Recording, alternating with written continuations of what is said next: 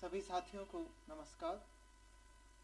ज्ञान सुधा सक्सेस साथी higher education Rajasthan college शिक्षा विभाग जयपुर राजस्थान द्वारा जो यूट्यूब चैनल बनाया गया है वो सभी कंपटीशन एग्ज़ाम देने वाले विद्यार्थियों के लिए बहुत लाभकारी है।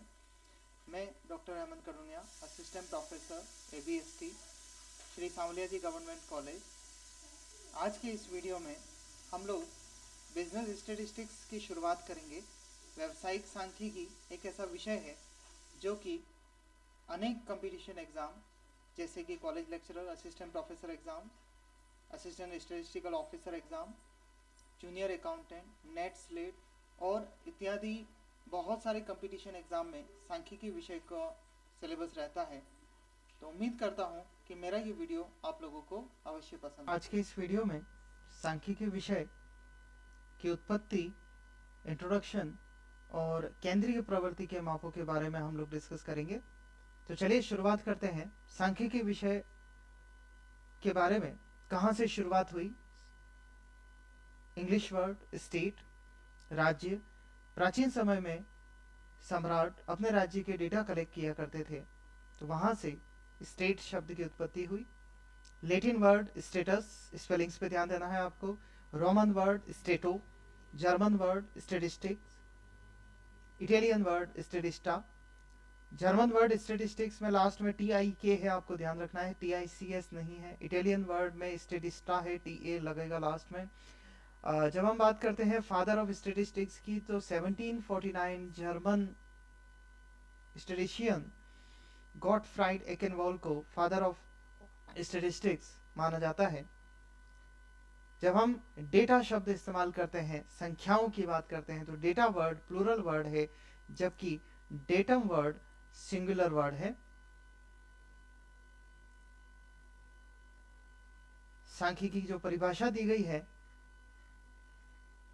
वो दो प्रकार से दी गई है, बहुवचन परिभाषा और एकवचन परिभाषा।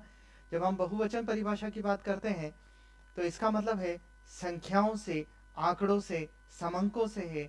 जब हम एक वचन परिभाषा की बात करते हैं तो इन संख्याओं का विश्लेषण करना, संकलन करना, निर्वचन करना की जो विधियां अवेलेबल हैं उन विधियों से है। तो एक वचन में हम लोग मेथड्स ऑफ स्टैटिस्टिक्स की बात करेंगे, जबकि प्लूरल बहुवचन सेंस में हम लोग आंकड़ों और संख्याओं की बात करते हैं। जब हम नेक्स्ट चलते हैं तो समंकों का संग्रहण दो तरीके से किया जा सकता है, प्राथमिक समंक, द्वितीयक समंक। प्राथमिक समंक वे समंक जो पहली बार इकट्ठे किए गए हों, प्रथमतया इकट्ठे किए गए हों, उन्हें प्राथमिक समंक कहते हैं। द्वितीयक समंक जिन्हें पहले से किसी ने प्रकाशित कर दिया है, पहले से किसी ने कलेक्ट कर लिया है और आप उसको सेकंड नंबर पे यूज कर रहे हैं, तो उन्हें द्वितीयक समंक कहा जाता है। अब हम लोग सेंट्रल टेंडेंसी चैप्टर के ऊपर हमारा ध्यान केंद्रित करेंगे।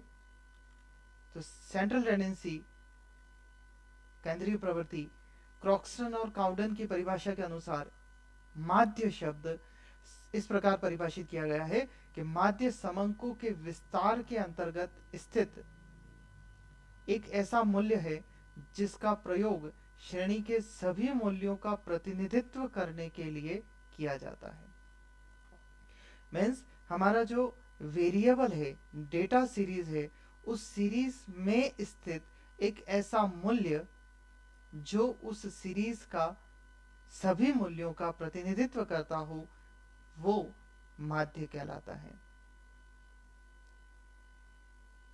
तो डियर स्टूडेंट्स, माध्य तीन तरह से होते हैं: गणितीय माध्य, स्थिति संबंधी माध्य, व्यापारिक माध्य। गणितीय माध्य में जो कवर होने वाले हैं वो है समांतर माध्य, गुणोत्तर माध्य, हरात्मक माध्य और वर्गीकरण माध्य। Arithmetic mean, geometric mean, harmonic mean और क्वाड्रेटिक मीन। स्थिति संबंधी माध्य में दो कवर किए जाएंगे, मध्य का और बहुलक, मीडियन और मोड। व्यापारिक माध्य में चल माध्य, मूविंग एवरेज, प्रोग्रेसिव एवरेज और कंपोजिट एवरेज, इनको कवर किया जाता है। तो याद रखिए कौन सा किसका पार्ट है आपको याद होना चाहिए। अब मैं आपको कुछ फॉर्मूलाज को संक्षिप्त में एक्सप्लेन कर रहा हूं। अब ये प्रश्न आता है कि ये फॉर्मूलाज हमें क्यों देखने चाहिए, क्यों याद होने चाहिए, क्योंकि कई बार कंपटीशन एग्जाम में ये पूछा गया है कि इस पर्टिकुलर वैल्यू को निकालने का फॉर्मूला कौन सा है। तो एक बार रिवाइज कर लेते हैं जल्दी से। अरिथमेटिक मीन निकालने का फॉर्मूला आप लोग जानते हैं, 3 तरीके की सीरीज होती है, इंडिविजुअल सीरीज, डिस्क्रीट सीरीज और कंटिन्यूस सीरीज। इंडिविजुअल सीरीज ऐसी सीरीज जिसमें केवल x वेरिएबल दे रखा होता है। डिस्क्रीट सीरीज ऐसी सीरीज जिसमें x और फ्रीक्वेंसी दे रखी होती है। कंटिन्यूस सीरीज ऐसी सीरीज जिसमें क्लास और फ्रीक्वेंसी दे रखी होती है, ग्रुप दे रखा होता है। डायरेक्ट मेथड का सिंपल सा फॉर्मूला आपको याद भी होगा, x bar equals to sigma x upon n। Discrete और कंटिन्यूस सीरीज में x के साथ आपको फ्रीक्वेंसी से मल्टीप्लाई करके टोटल करना होता है। शॉर्टकट मेथड, एज्यूमिंग मीन लेते हुए, कल्पित माध्य लेते हुए डेविएशन निकाल के आप लोग फॉर्मूला रखते हैं x bar equals to a plus sigma dx upon n। और डिस्क्रीट और कंटिन्यूस में अगेन आपको इसी फॉर्मूले में f यूज कर लेना चाहिए। स्टेप डेविएशन मेथड अगर हम बात करें, dx जो डेविएशन निकाल रखे हैं उसको i से डिवाइड करके आप d डैश x निकाल सकते हैं। फॉर्मूला हो जाएगा x bar equals to assuming mean plus sum of deviation from x divided by interval divided by n into i। Again discrete और कंटिन्यूस सीरीज में आपको f से इस डेविएशन को मल्टीप्लाई कर लेना चाहिए। अब हम बात करेंगे ज्योमेट्रिक मीन की। ज्योमेट्रिक मीन का इस्तेमाल हमें ऐसी सीरीज के लिए करना चाहिए जहां सीरीज गुणोत्तर प्रवृत्ति की हो, जैसे जनसंख्या वृद्धि के पॉइंट्स, जनसंख्या वृद्धि, ऐसे ही 2, 5, 10, 25, 60 ऐसी सीरीज जो लगातार गुणोत्तर वृद्धि रखती है,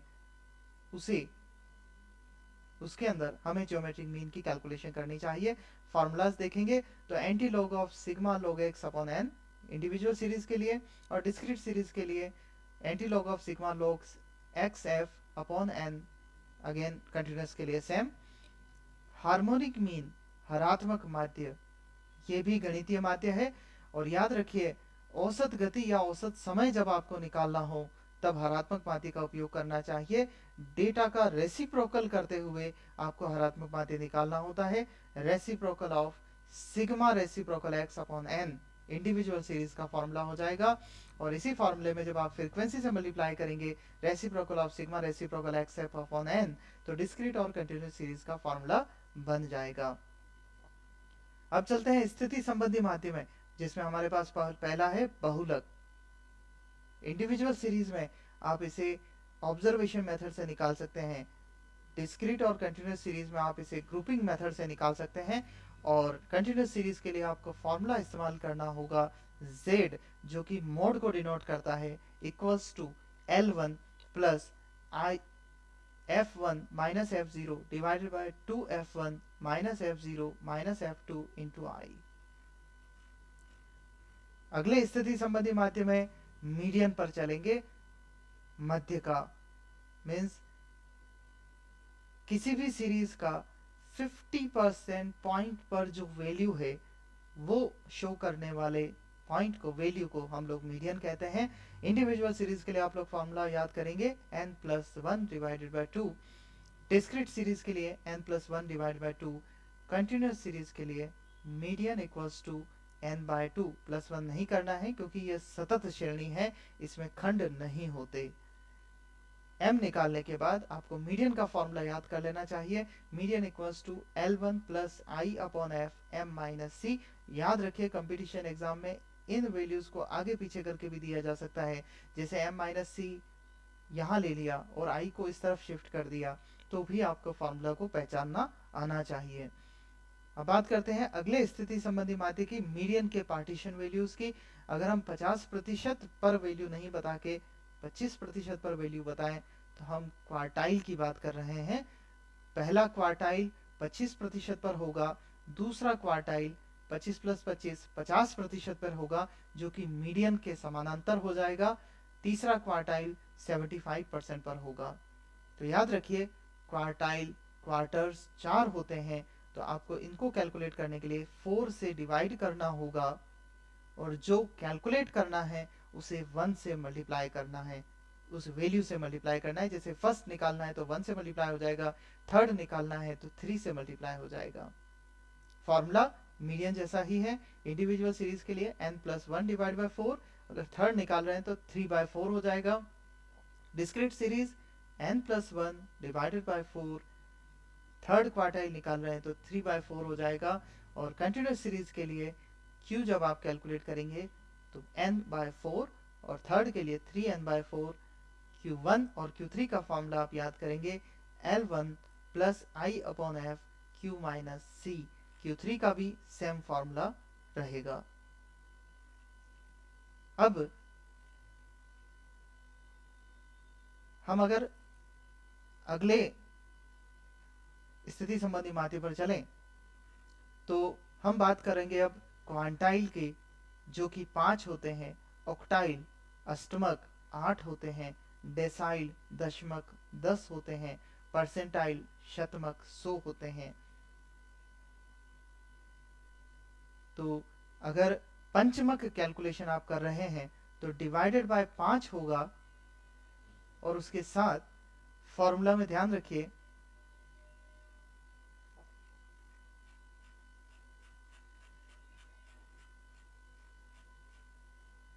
डिवाइड बाय 5 होगा, और जिसको कैलकुलेट करना है उससे आप उसको मल्टीप्लाई कर देंगे। जैसे Qn2 आप निकाल रहे हैं तो 2 से मल्टीप्लाई हो जाएगा, Qn4 निकाल रहे हैं तो 4 से मल्टीप्लाई हो जाएगा, डिवाइडेड बाय 5 रहेगा। इसी तरह से ऑक्टाइल अगर आप निकाल रहे हैं तो डिवाइडेड बाय 8 आपको करना है, और जो ऑक्टाइल आपको कैलकुलेट करना है, ऑक्टाइल 3 कैलकुलेट करना है तो 3 से मल्टीप्लाई हो जाएगा। डेसाइल भी सिमिलर फॉर्मूलाज के साथ बनेगा, 10 से डिवाइड होगा, जो कैलकुलेट करना है वो ऊपर की तरफ रहेगा। परसेंटाइल 100 से डिवाइड होगा, और 1 से लेकर 99 तक कैलकुलेट हो सकता है। तो P1, P2, P3 and so on, P97, P98, P99 तक कैलकुलेशन आप लोग कर सकते हैं। इसके बाद वेटेड मीन की बात करें तो सिंपल सा formula sigma XW upon sigma W। Weighted mean वहां कैलकुलेट करेंगे जहां आपको भार दे रखे हों, टोटल दे रखे हों, फ्रीक्वेंसी नहीं देके उसका वजन, क्वांटिटी या भार दिया गया हो, वहां आप वेटेड मीन का इस्तेमाल करेंगे। अब हम कुछ इंपॉर्टेंट पॉइंट्स के बारे में बात करेंगे जो कि इस सेंट्रल टेंडेंसी का सार है, जो हमें अच्छे से याद होना चाहिए कंपटीशन एग्जाम के लिए। तो चलिए सबसे पहले देखते हैं।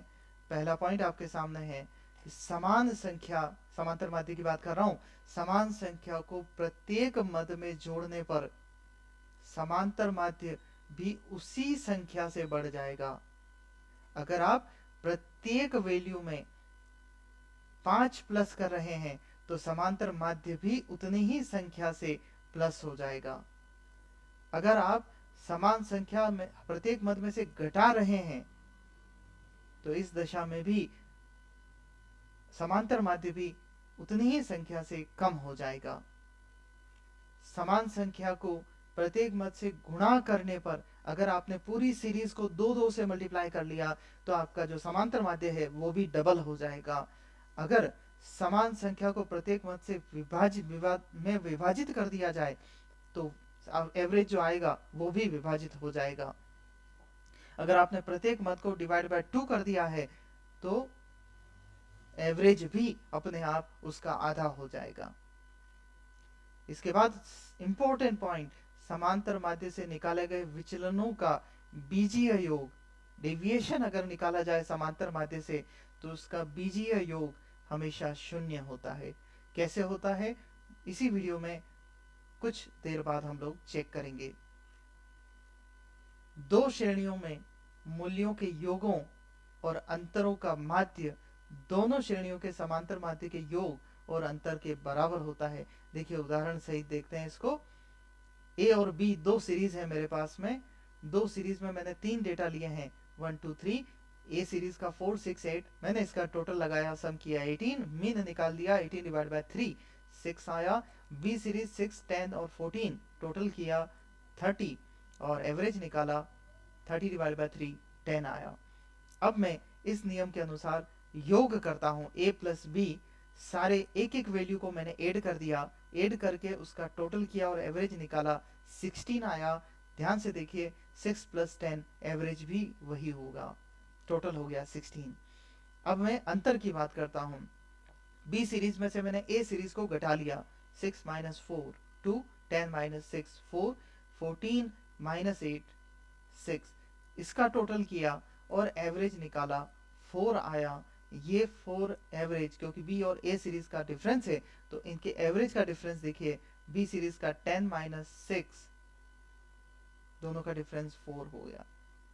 तो इस प्रकार यदि योग किया जाएगा तो एवरेज का भी योग होगा, अंतर निकाला जाएगा तो एवरेज का भी अंतर निकल जाएगा। प्रॉपर्टी को अच्छे से याद रखें। इसी तरह से देखिए एक और प्रॉपर्टी हम लोग देखते हैं समांतर माध्य की। समांतर माध्य से ज्ञात किए गए विचलनों के वर्गों का, डेविएशन के स्क्वायर का योग अन्य किसी मूल्य से लिए गए विचलनों के योग से कम होता है। अगर हम समांतर माध्य से स्क्वायर कैलकुलेट करें डेविएशन निकालकर, तो उसका अन्य किसी भी मूल्य जैसे मीडियन या मोड से लिए गए मूल्य से स्क्वायर का जो टोटल आएगा वो कम आएगा। चेक करके देखते हैं। सीरीज ली 4 6 11 और इसका मैंने सम किया और एवरेज निकाला जो कि 7 आया। इस 7 से मैंने डेविएशन निकाले, 4 minus 7 minus 3, 6 minus 7 minus 1, 11 minus 7 4, इसका टोटल 0 आ रहा है, जो इस प्रॉपर्टी को एक्सप्लेन कर रहा है। समांतर माध्य से निकाले गए विचलनों का बीजीय योग हमेशा 0 होता है।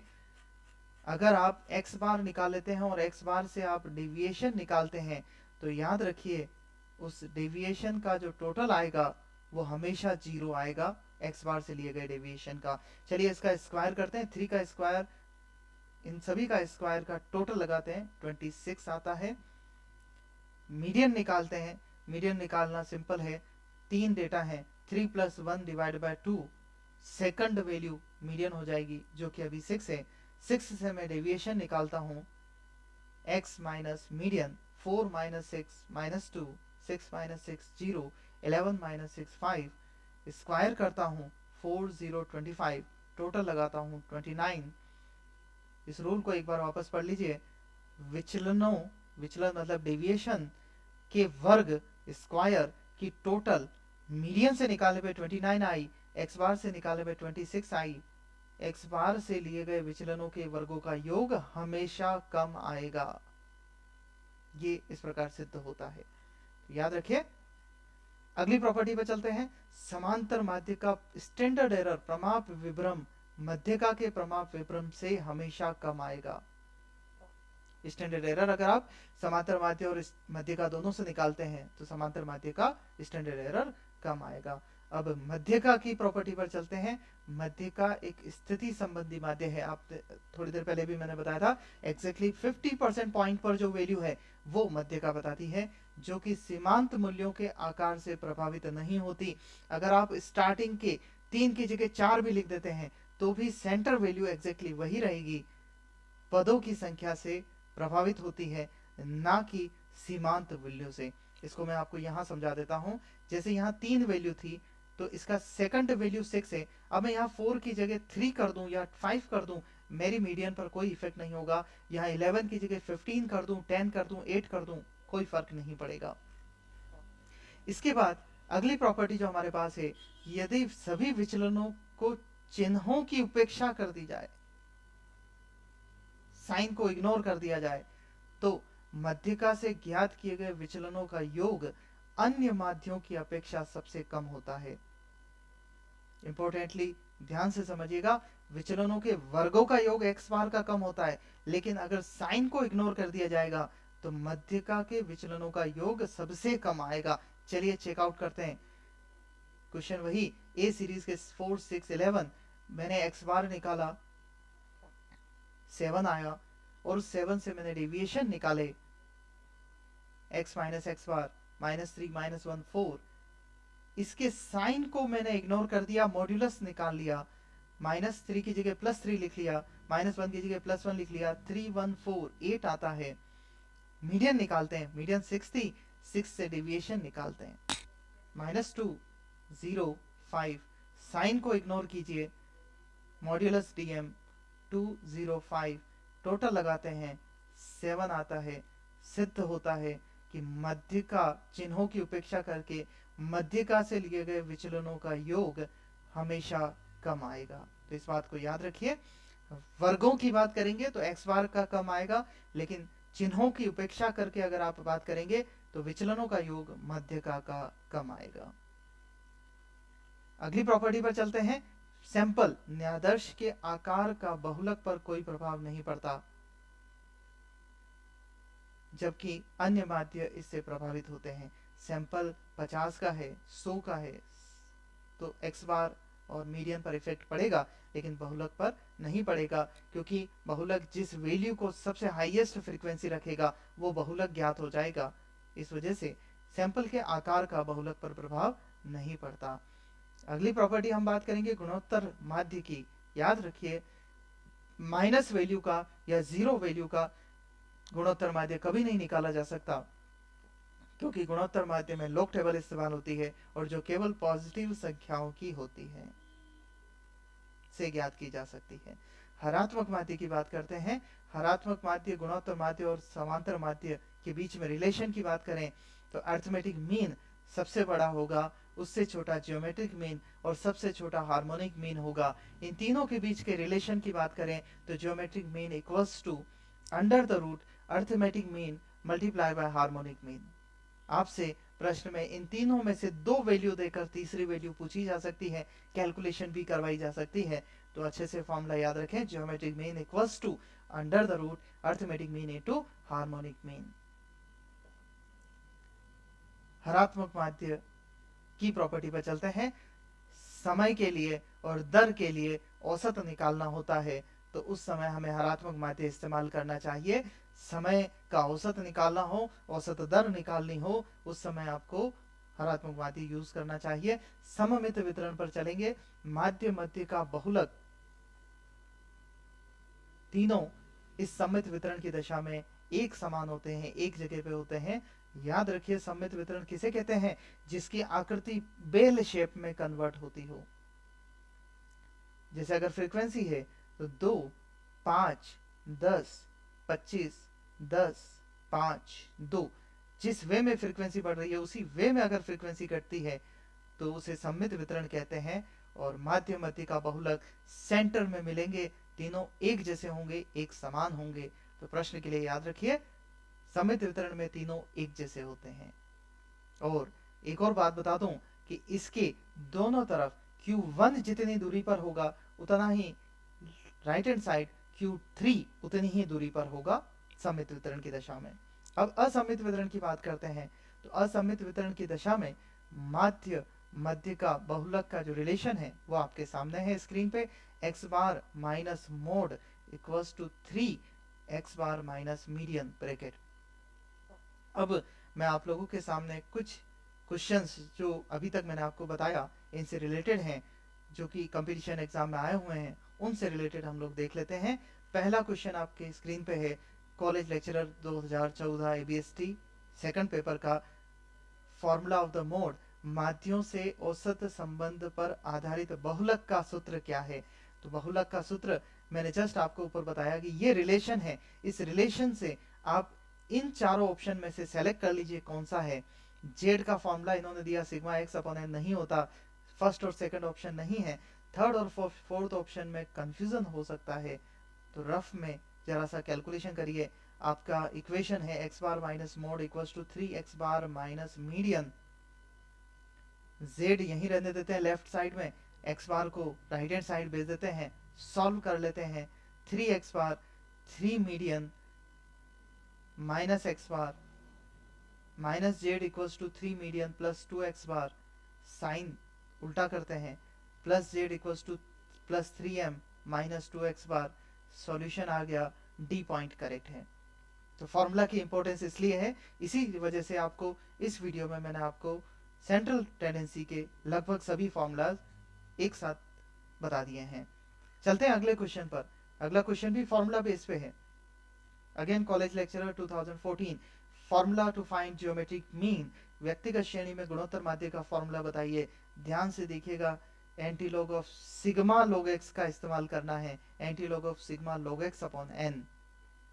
बी ऑप्शन भी ऐसा ही लग रहा है, एंटी लॉग ऑफ पर सिग्मा नहीं लग रहा, तो आपको इस स्पेशली एक एक पॉइंट को देखते हुए टिक करना है कि गलत फॉर्मूला सेलेक्ट नहीं हो जाए। तीसरे क्वेश्चन पर चलते हैं। तीसरा क्वेश्चन कुछ इस तरह से, एक कंपनी के सभी कर्मचारियों को दिया गया औसत वार्षिक वेतन 5,000 रुपए था। पुरुष व स्त्री कर्मचारियों का औसत वार्षिक वेतन क्रमशः 5,200 और 4,200 रुपए था। कंपनी के कर्मचारियों में स्त्रियों का प्रतिशत है 20, 80, 30, 70, 2 रेशियो लग रहे हैं। अगर हम मैथमेटिक्स पे जाते हैं तो अनुपातिक गणना भी की जा सकती है, बट अगर इस क्वेश्चन को आपको बहुत जल्दी से सॉल्व करना है तो कंबाइंड मीन का फॉर्मूला इस्तेमाल करिए। ये बात क्लियर है क्वेश्चन से कि पुरुषों को अमाउंट ज्यादा मिल रहा है, स्त्रियों को कम मिल रहा है, स्त्रियों की संख्या कम है, इसका मतलब तो हम 80-20 का रेशियो और 70-30 का रेशियो इसको लेके ज्योमेट्रिक मीन कंबाइंड मीन के फॉर्मूला में रखते हैं। कंबाइंड मीन का फॉर्मूला होता है n1 x1 bar plus n2 into x2 bar divided by n1 plus n2। मैंने 80-20 और 70-30 का रेशियो रखा, देखिए आपके सामने है, बहुत सिंपल सी कैलकुलेशन। 80 पुरुष ले लिए, 20 महिलाएं ले ली, और मैंने जो एवरेज दे रखे थे उससे कंबाइंड मीन निकाला, 5,000 आ गया। 70-30 से निकाला कंबाइंड मीन के फॉर्मूले में रख के, तो 4,900 आया। 5,000 प्रश्न में ऑलरेडी दे रखा है, तो ये कंफर्म हो गया कि पहला वाला जो रेशियो है वो पुरुष और महिलाओं का अनुपात बताता है 80-20। प्रश्न में महिला का पूछा है, इस वजह से हम 20 पर टिक कर देंगे। पुरुषों का पूछते हैं 80 पर टिक कर देते। अगले प्रश्न पर चलते हैं। एक विद्यालय की बस बच्चों के खड़े होने के स्थान से विद्यालय तक 40 किलोमीटर प्रति घंटे की गति से जाती है और विद्यालय से उसी स्थान पर 60 किलोमीटर प्रति घंटे की गति से वापस आती है। औसत गति क्या है? सिंपली अगर आपने 40 और 60 को जोड़ के सिंपल एवरेज निकाल के 50 पर टिक कर दिया, प्रश्न गलत हो जाएगा, क्योंकि औसत गति पूछी गई है। औसत गति निकालने में हरात्मक माध्य इस्तेमाल होना चाहिए। हरात्मक माध्य अगर हम निकालते हैं 40 और 60 का, देखिए स्क्रीन पे 40-60 रेसिप्रोकल किया, 40 का रेसिप्रोकल 0.025, 60 का रेसिप्रोकल 0.0167, टोटल किया 0.4167। हार्मोनिक मीन के सिंपल से फॉर्मूले में लिखा, क्योंकि आपको एग्जाम में लिखना नहीं पड़ेगा, सीधे सॉल्व करना है। तो 0.4167 डिवाइड बाय 2 का रेसिप्रोकल 0.0208 का रेसिप्रोकल हम कर लेंगे 48 किलोमीटर पर आवर, जो कि ऑप्शन में आपको अवेलेबल है। सी ऑप्शन आपका करेक्ट हो जाएगा। Thank you very much.